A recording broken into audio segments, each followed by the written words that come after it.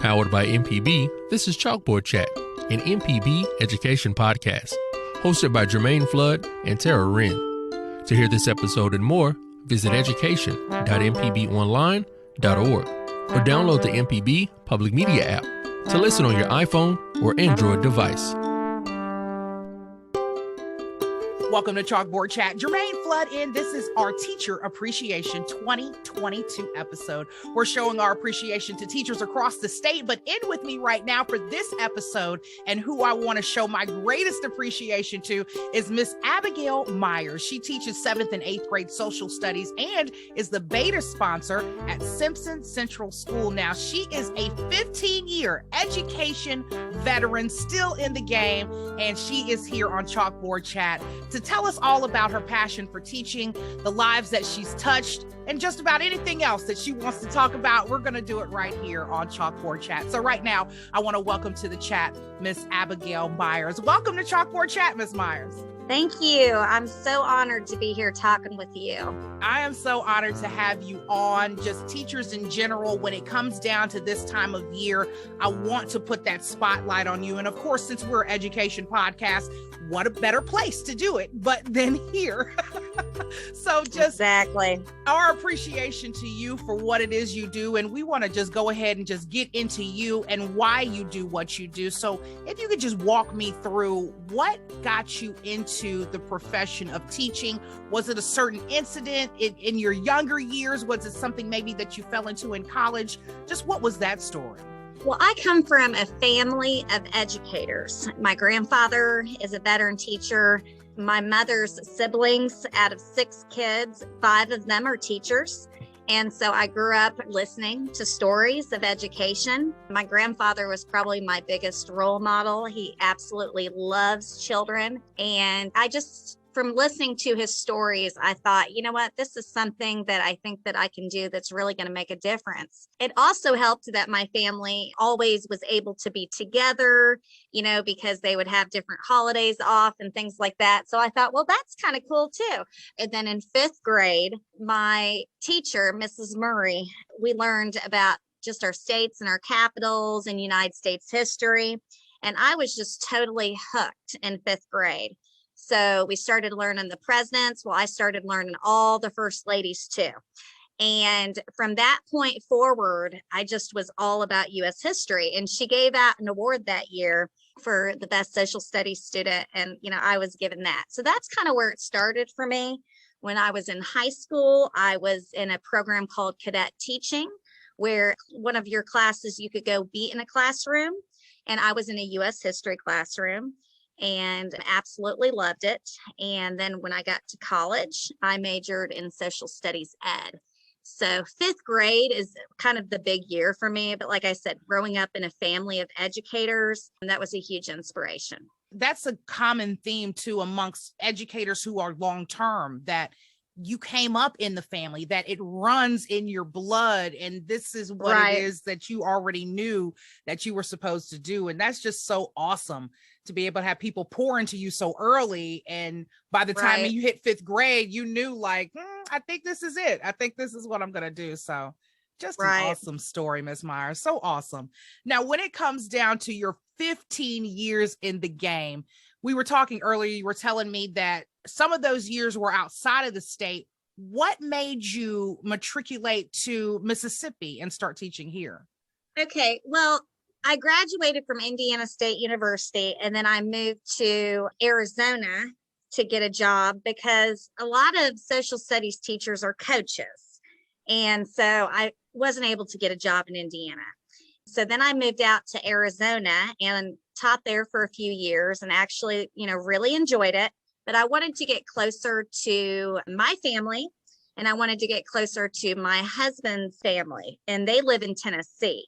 So I really just wanted to get closer than what I was.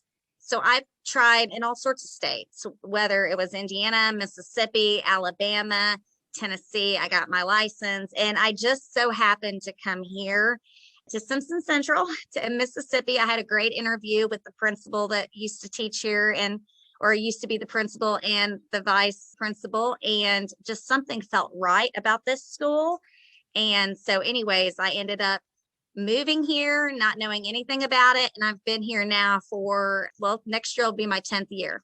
Well, I'm so glad that we got you here in the state, and so I can interview you here on Chalkboard Chat. So I'm just glad that you're here with us in the state. And at Simpson Central, how much do you love Simpson Central School where you're at right now?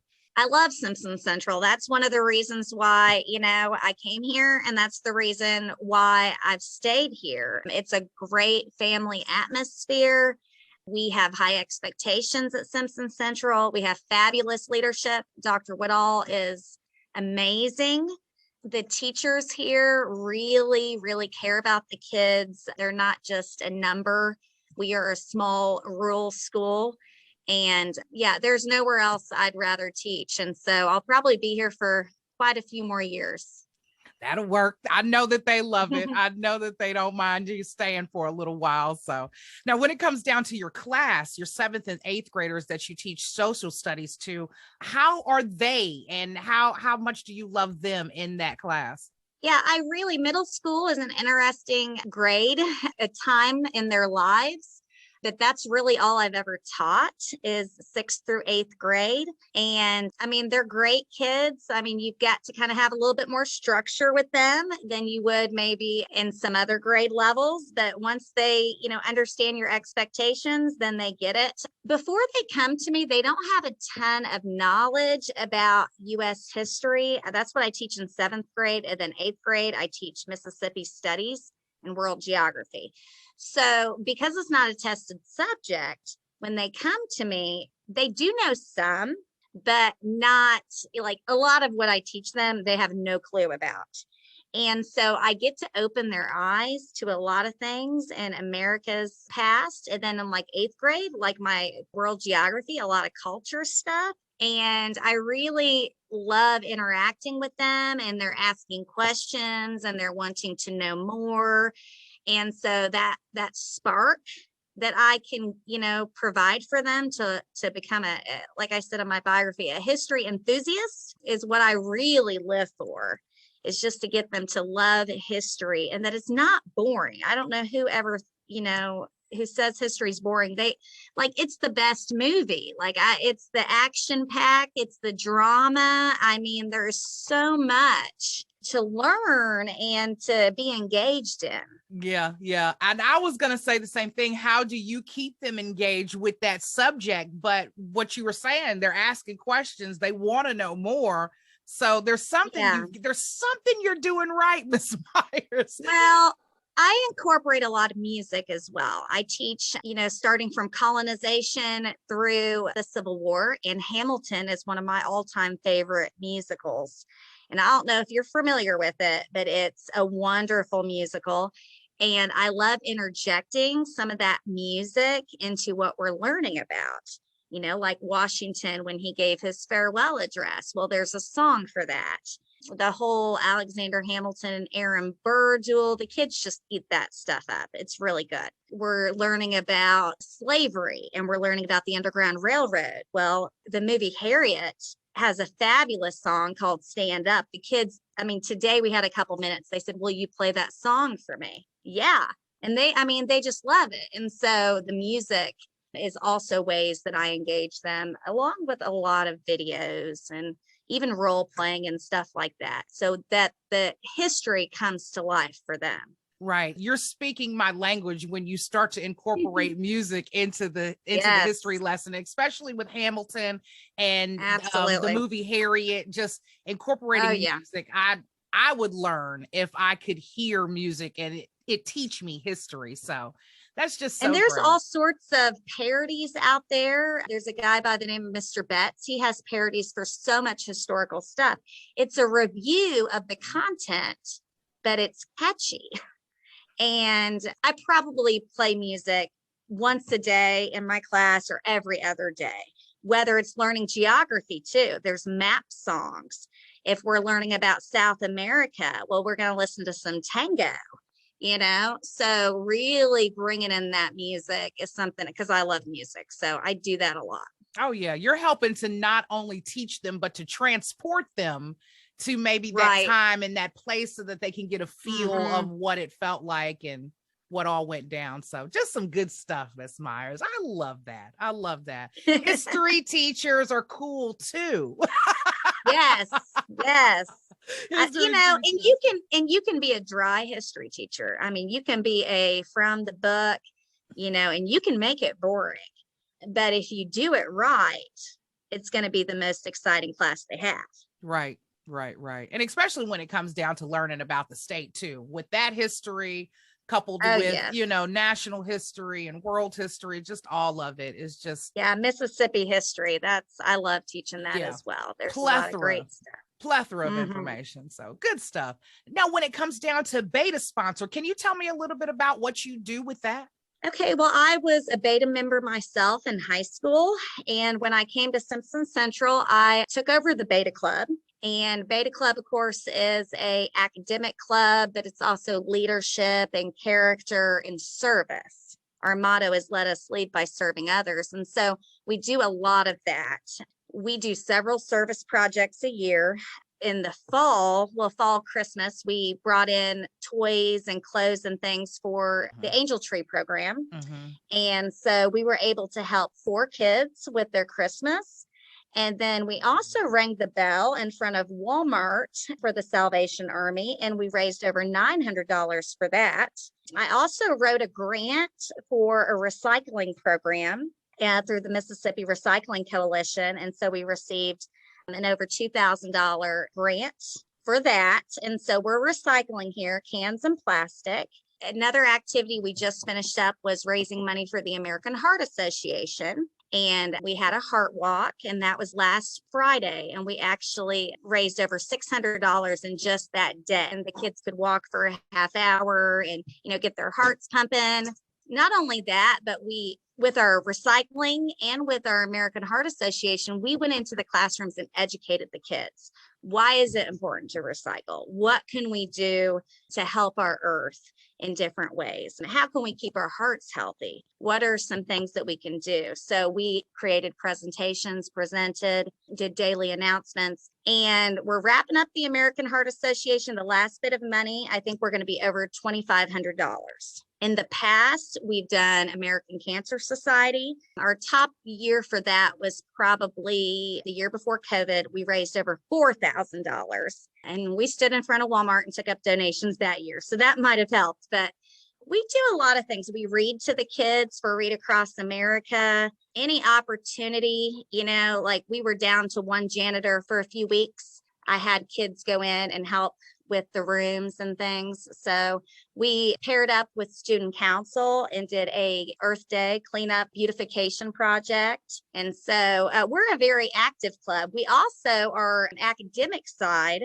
We have competed at the state competition and the national. This year, I took a group of 22 kids to Biloxi, and we had, I think, 5 kids qualify for nationals. And so we're doing that virtually, but we had a first place social studies student. So my 7th grader got first place in social studies. So I felt kind of good about that. We had somebody qualify for math and poetry and ELA. We also had an engineering team that placed 4th, robotics. And so we do quite a bit of different things. It's a lot of fun.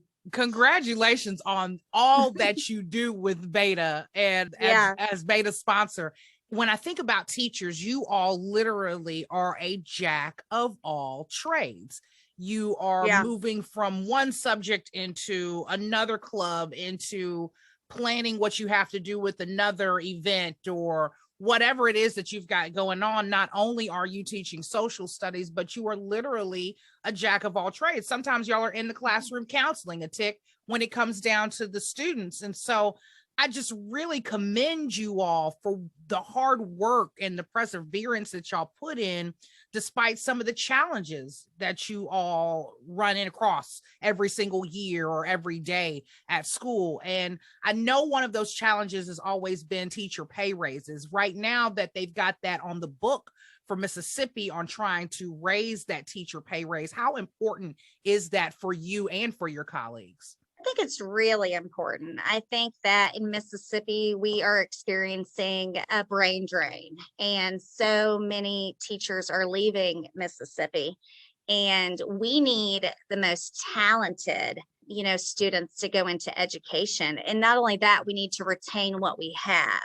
And so I think it's a pretty common statistic that a lot of teachers burn out after 5 years. And so, money's not everything, but it's something.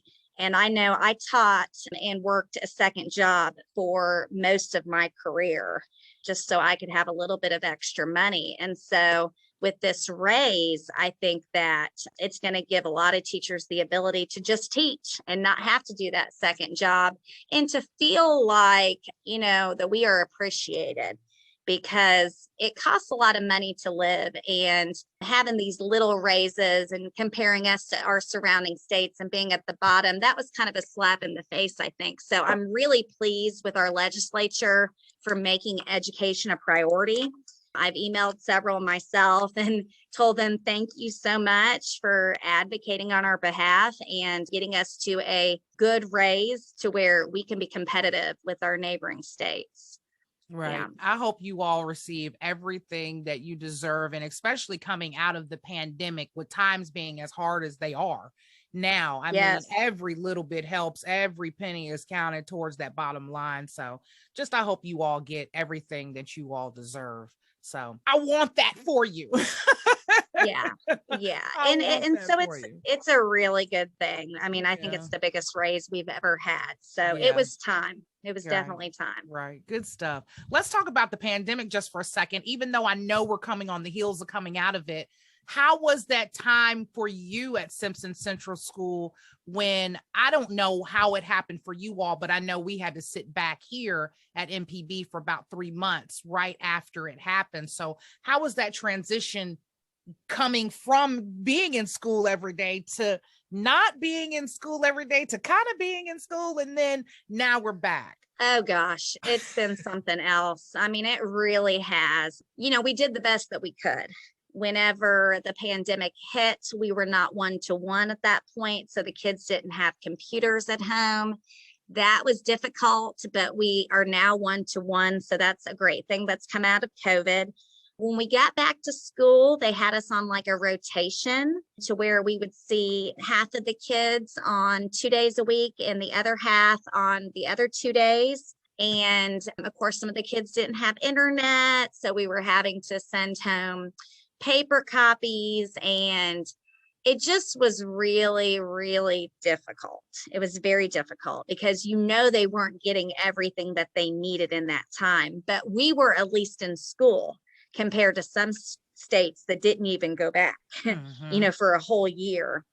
And then, of course, we had our virtual students. Well, then we had to have a Google Meet going on while we were teaching. So having to make sure my kids online are engaged, and I'm also paying attention to the kids in front of me, was extremely challenging. And so I can say that I'm glad that we're on the other side of it. I think this is something that's not going to go away. It's going to be something that we deal with. I think the mark of a good teacher is flexibility as well, and being able to roll with it and just to continue to do what's best for kids. Fortunately, we have a good school system here, a good administration, and we all kind of banded together and we got through it. I personally can say I use much more technology than what I ever did before COVID. Like I have all sorts of stuff that I know how to do now, and it's for the benefit of the children. Right. So I can't say like it was absolutely horrible. It was definitely challenging. I think we did the best that we could, and I'm happy we're on the other side of it.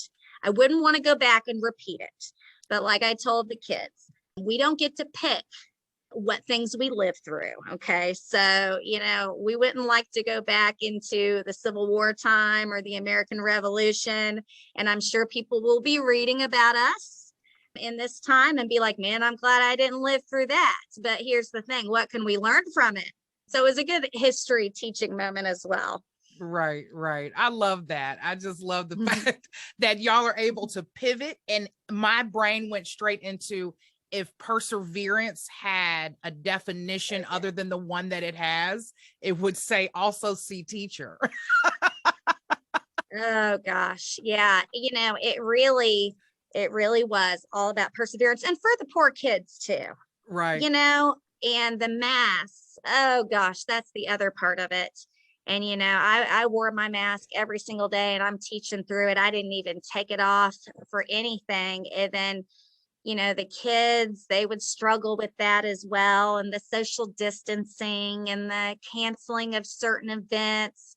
It was a roller coaster for the kids too. And so I think that the kids and the teachers, I think we're stronger because of it, but I think we have a lot of ground to make up. I think we're still recovering from some of those educational losses that we had. Right. Yeah. Right.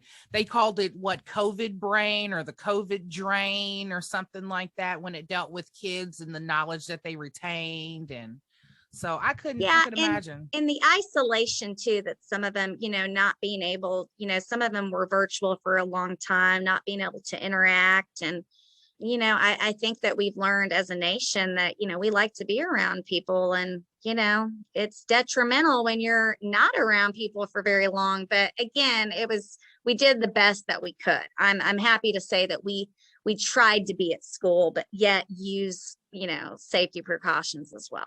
Well, kudos to your dedication. I just love it. I love the way y'all are able to have challenges, bounce back, and then almost like bounce back even harder than anybody. And that's the teacher. That's definitely the teacher. Y'all are the captain of that ship when y'all are in there. And I commend you all for the work that you do. Now, in your entire career, your 15 years, what was that moment? And you don't have to name names. If there's a certain story or a certain student, or even if it was administration or a staff member who may have said something to you in passing, or something that let you know that this was the profession you were supposed to be in. It was like that light bulb right here that goes off and you're like, yep, this is why I do it. Yeah, for me, it comes in several moments, having a teacher tell me my child says you're the best history teacher that they've ever had, or getting a note from a kid saying, thank you so much for teaching me. They usually say something like, thank you for having that high expectation, because I'm a very structured teacher. I like to have fun, obviously, but I have that high expectation. So thank you for making your classroom a classroom conducive to learning. I think too, I've had principals compliment me and tell me that I'm doing a great job. I've even been told I'd love to have a clone of you. That was a nice compliment. And I'm not the perfect teacher by any means, but I think having those good moments of affirmation, it keeps you going, because sometimes you don't feel like you're appreciated. Sometimes you feel like you're not getting through to the kids. But I think weekly, I'm reminded of why I'm doing what I'm doing. And for me, teaching is not just a job. It's really part of who I am. Like, it's part of my identity. And so I can't imagine doing anything else. And I love teaching and I love history. And so for me, I'm just having fun while I'm teaching, because I get to talk and teach the kids about stuff that I love. So yeah, like I said, I don't know that there's one particular moment, but just different times in which people have paid me some compliments and things like that. Right. They're pouring into you in the same way that you pour into your students. So it's all deserved, and it's all in the realm of what it is that we're even having you on here for, to appreciate you. So we just want to pour back into you what you've poured into the students all year. And this is our time to do that. So I'm just glad that you're on here.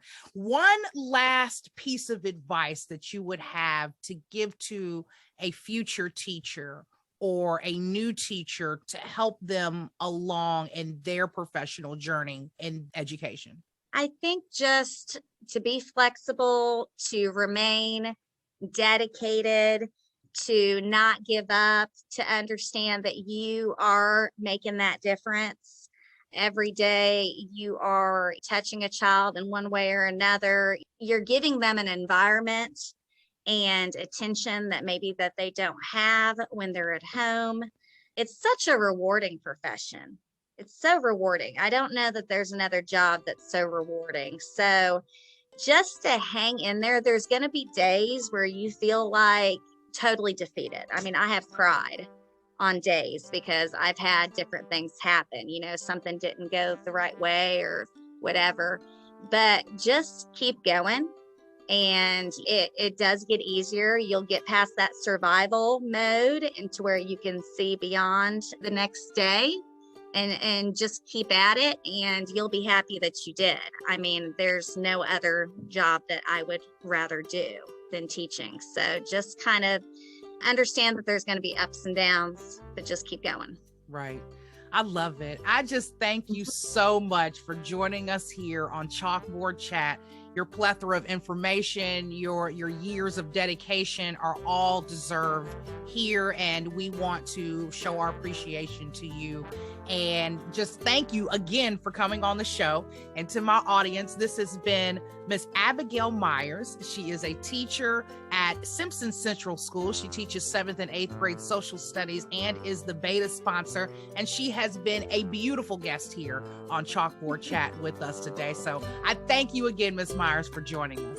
Hey, thank you so much. It means a lot that you guys are reaching out and wanting to talk with us so that we can kind of just share our experience. And so thank you for appreciating us. And we love that here. So to my audience, you already know what it is. This has been Chalkboard Chat. I'm Jermaine Flood, interviewing Miss Abigail Myers, teacher at Simpson Central School, for our Teacher Appreciation 2022 episode. And class is now dismissed.